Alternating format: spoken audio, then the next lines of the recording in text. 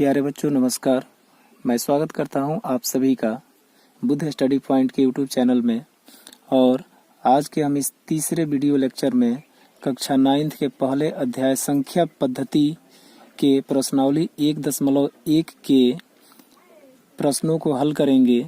तो उन प्रश्नों को बेहतर तरीके से समझने के लिए हम पहले इस अध्याय से संबंधित जो उदाहरण हैं पहले उन पे ध्यान देंगे और इसी क्रम में हम इस अध्याय के पहले उदाहरण को हल करेंगे। तो प्यारे बच्चों, जैसा कि आप सब देख रहे हैं कि पहले उदाहरण में 3 सवाल पूछे गए हैं और उनमें से प्रत्येक का जवाब हमें देना है। जिसमें पहले सवाल की अगर बात करें तो आपके समक्ष है और ये पूछ रहा है कि प्रत्येक पूर्ण संख्या एक प्राकृत संख्या होती है, यह कथन सत्य है या असत्य है तथा कारण के साथ इसका उत्तर देना है। तो जैसा कि बच्चों हमने पहले ही यह बात जान लिया है कि प्रत्येक प्राकृत संख्या एक पूर्ण संख्या होती है, परंतु प्रत्येक पूर्ण संख्या एक प्राकृत संख्या नहीं होती है। तो प्यारे बच्चों, इसका हम आंसर लिख सकते हैं कि यह कथन असत्य है।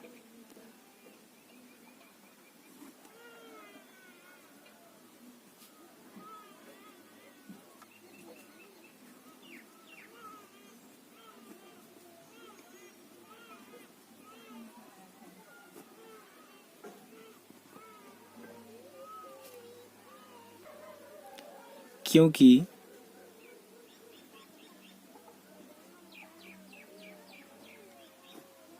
शून्य एक पूर्ण संख्या है,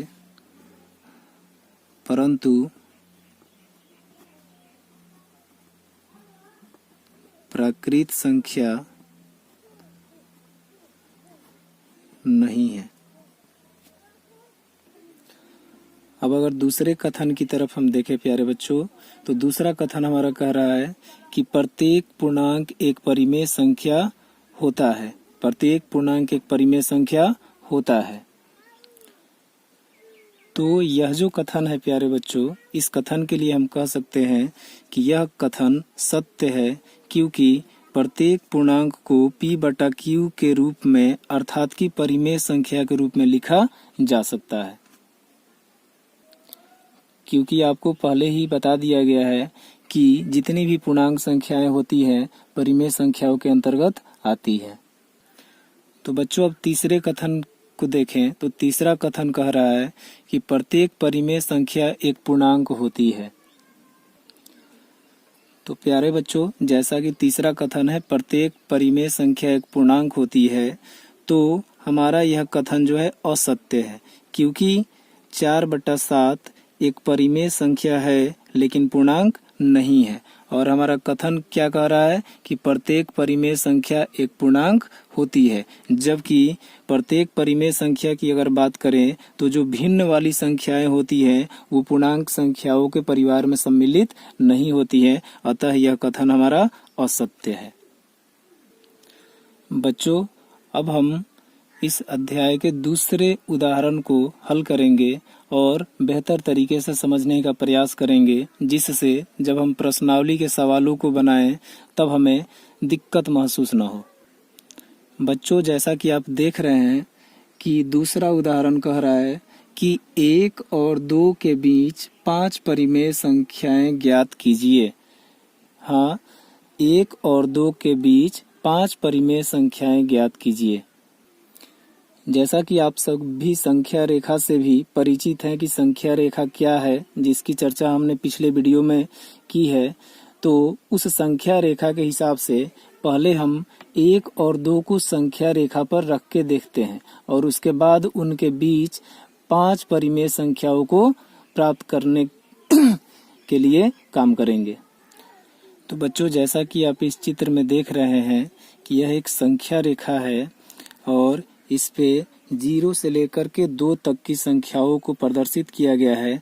अब हमें 1 तथा 2 के बीच 5 परिमेय संख्याएं ज्ञात करनी है, तो अगर 1 तथा 2 के बीच हम 5 बिंदुओं को देखें तो मान लें कि ये हमारा पहला बिंदु है, ये दूसरा, ये तीसरा, ये चौथा और ये पांचवा। तो अब यहाँ पे एक इंटरेस्टिंग सी बात सामने आती है कि जैसे ही हमने 1 और 2 के बीच 5 बिंदुओं को प्रदर्शित किया तो यहाँ देख रहे हैं कि 1, 2, 3, 4, 5 और 6, ये 6 भागों में बट गया है। तो इसका मतलब ये हुआ कि जब भी हम किन्हीं दो संख्याओं के बीच में अलग अलग संख्याओं को निकालने की बात करते हैं तो जितनी संख्याएं प्राप्त करनी होती हैं उससे एक अधिक भाग उन दोनों संख्याओं के बीच में प्राप्त होता है। तो इसी कॉन्सेप्ट के आधार पर हम यह कह सकते हैं कि यदि किसी दो संख्याओं के बीच में अगर हमें अलग अलग संख्याओं को ज्ञात करनी है तो उसके लिए जैसा कि यहाँ पे 1 और 2 के बीच में 5 परिमेय संख्याएं ज्ञात करनी है और चूंकि ये जो बिंदु दिख रहे हैं ये सभी संख्याओं को प्रदर्शित करेंगे और इन बिंदुओं को अंकित करने के बाद में रेखांकित करने के बाद में 1 और 2 को 6 भागों में बांट रहा है, इसलिए हम क्या करेंगे इसी कॉन्सेप्ट के आधार पे 1 और 2 के बीच 5 परिमेय संख्याओं को ज्ञात करेंगे। तो चूंकि 5 परिमेय संख्याएं निकालनी है तो हम इस कॉन्सेप्ट के आधार पर हम कह सकते हैं 5 + 1 = 6। अब अगर 1 की बात करें तो हम 1 को क्या लिख सकते हैं, 1 बराबर, तो बच्चों हम 1 को लिख सकते हैं कि 1 बराबर 1 × 6/6 अर्थात कि 6/6। और जब इसको हम कटाएंगे तो फिर से हमें 1 प्राप्त हो जाएगा। उसी प्रकार अगर 2 की बात करें तो हम 2 को भी लिख सकते हैं 2 बराबर 2 × 6/6 जो कि हमारा बनेगा 6 दूना 12 और बटा 6। इसको भी जब हम कटाएंगे तो कट करके ये 2 प्राप्त होगा। तो अब हमें 1 तथा 2 के बीच 5 परिमेय संख्याएं लिखनी है। तो बच्चों इसका सॉल्यूशन हम इस प्रकार लिखेंगे, चूंकि 5 परिमेय संख्याएं ज्ञात करनी है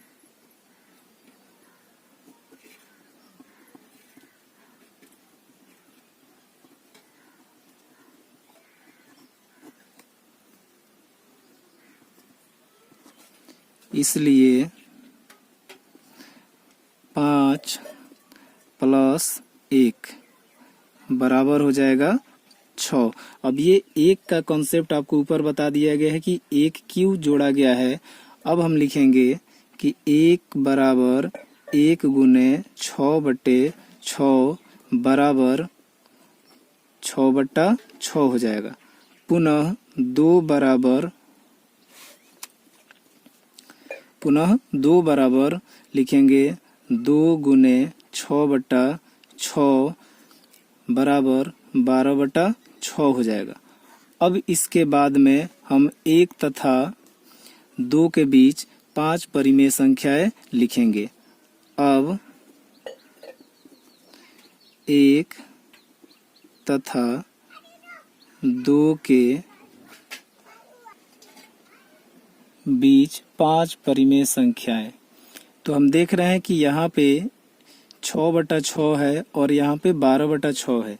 तो इससे जब हम आगे चलेंगे तो 6 के आगे हमको मिलेगा 7/6, 8/6, 9/6, 10/6 और 11/6।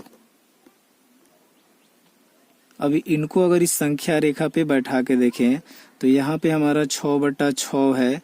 इसके बाद में ये वाला पॉइंट हमारा 7/6 होगा, उसके अगला पॉइंट 8/6, उसके आगे का पॉइंट 9/6, उसके आगे का पॉइंट 10/6 और उसके आगे का पॉइंट 11/6 होगा, जो कि ये 1 और 2 के बीच की 5 परिमेय संख्याएं हैं।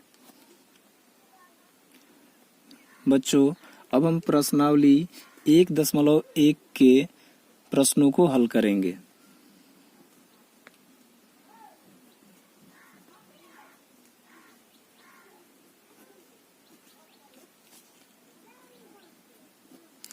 और इसमें पहला सवाल जो है, आप देख रहे हैं कि पहला सवाल कह रहा है कि क्या शून्य एक परिमेय संख्या है, क्या इसे आप p बटा q के रूप में लिख सकते हैं, जहां p और q पूर्णांक हो और q is not equal to 0 हो। इस कथन के लिए बच्चों हम कह सकते हैं कि हाँ, शून्य एक परिमेय संख्या है, क्योंकि इसे p बटा q के रूप में अर्थात 0/1 लिख सकते हैं। और यहाँ पे हम देख रहे हैं कि 0 तथा 1 दोनों पूर्णांक हैं और नीचे का जो हर है वह 0 के बराबर भी नहीं है, अतः शून्य हमारा एक परिमेय संख्या है। अब बच्चों, हमें अगले सवाल की तरफ चलना है और अगला सवाल हमारा है, जैसा कि आप देख रहे हैं कि 3 और 4 के बीच में 6 परिमेय संख्याएं ज्ञात करनी है। तो बच्चों, जैसा कि आप सभी को कॉन्सेप्ट पता चल गया है कि जितनी परिमेय संख्याएं निकालनी होती है उसमें हम 1 जोड़ देते हैं। तो हम लिखेंगे, चूंकि 6 परिमेय संख्या ज्ञात करनी है,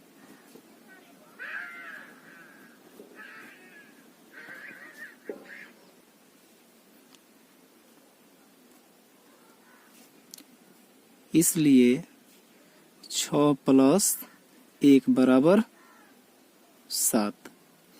अब चूंकि 3 और 4 के बीच में परिमेय संख्याएं निकालनी है, तो हम लिखेंगे 3 = 3 × 7/7, जो कि 7 × 21/7 होगा। और उसके बाद 4 = 4 × 7/7, जो कि 7 चौके 28/7 होगा। तो बच्चों, आप देख रहे हैं कि 3 के बदले में 21/7 किया गया है और 4 के बदले में 28/7 किया गया है, जो कि ये 7 से 21 3 बार में कट जाएगा, पुनः 3 प्राप्त हो जाएगा, और 7 से 28 4 बार में कट जाएगा, पुनः 4 प्राप्त हो जाएगा। अर्थात कि 3 और 21/7 में कोई अंतर नहीं है। उसी प्रकार 4 और 28/7 में भी कोई अंतर नहीं है। अब बच्चों, 3 और 4 के बीच 6 परिमेय संख्याओं की बात करें तो 21 के जब आगे चलेंगे तो हमारा हो जाएगा 22/7, 23/7, 24/7, 25/7, 26/7 और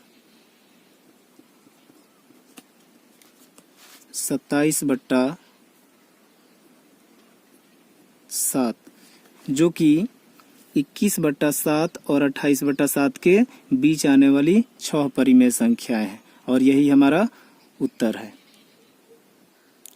तो बच्चों, अगले सवाल की अगर हम बात करें, जो कि 3/5 और 4/5 के बीच हमें 5 परिमेय संख्याएं ज्ञात करनी थी, तो जो कॉन्सेप्ट हम पढ़े हैं उसी के आधार पे, चूंकि 5 परिमेय संख्याएं ज्ञात करनी है, इसलिए 5 में 1 को जोड़ देंगे, 6 हो जाएगा। और उसके बाद में अब 3/5 को हम लिख सकते हैं कि 3 × 6/5 × 6, जो हो जाएगा 6 × 3 = 18 और 5 × 6 = 30। वैसे ही 4/5 को हम लिख सकते हैं कि 4 × 6/5 × 6, जो कि हमारा हो जाएगा 24/30।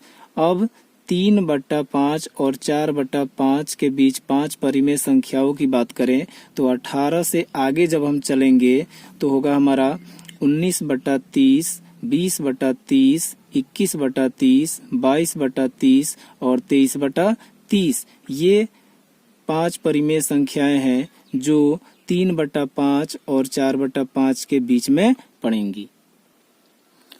बच्चों, इसके बाद हम इस प्रश्नावली के अंतिम सवाल को देखेंगे और अंतिम सवालों को जैसा कि आप देख रहे हैं कि यहाँ 3 कथन दिए गए हैं जिनका उत्तर कारण के साथ लिखना है, जिसमें पहला कथन है कि प्रत्येक प्राकृत संख्या एक पूर्ण संख्या होती है। तो जैसा कि हमने पिछले लेक्चर में इस बात की चर्चा की थी कि जितनी भी प्राकृत संख्याएं होती हैं वो पूर्ण संख्याओं के अंतर्गत भी आती हैं। तो इसलिए हम कहेंगे कि यह कथन सत्य है, क्योंकि सभी प्राकृत संख्या पूर्ण संख्या होती है। बच्चों, अब अगर दूसरे कथन की बात करें तो दूसरा कथन है प्रत्येक पूर्णांक एक पूर्ण संख्या होती है। प्रत्येक पूर्णांक एक पूर्ण संख्या होती है।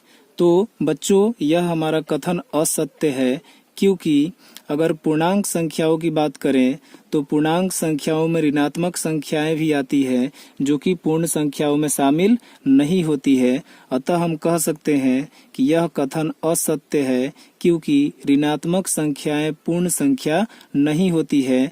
जैसे अगर -8 की बात करें तो यह एक पूर्णांक संख्या है परंतु पूर्ण संख्या नहीं है, इसलिए यह कथन हमारा असत्य है। अब बच्चों, अगर तीसरे कथन की बात करें तो तीसरा कथन हमारा है कि प्रत्येक परिमेय संख्या एक पूर्ण संख्या होती है। तो अगर इस कथन की बात करें तो यह कथन भी हमारा असत्य है, क्योंकि अगर 4/6 की बात करें तो यह एक परिमेय संख्या है लेकिन पूर्ण संख्या नहीं है। प्यारे बच्चों, उम्मीद है कि आप सभी को यह वीडियो पसंद आई होगी और आशा करता हूँ कि आप सब इन सभी सवालों को अच्छे तरीके से समझे होंगे। तो मिलते हैं अगले वीडियो में, तब तक चैनल को सब्सक्राइब करना ना भूलें और अपने दोस्तों के साथ शेयर भी करें ताकि मेरा उत्साहवर्धन हो और मैं आप सबों के लिए ऐसे ही मेहनत करता रहूं। तब तक के लिए नमस्कार, धन्यवाद।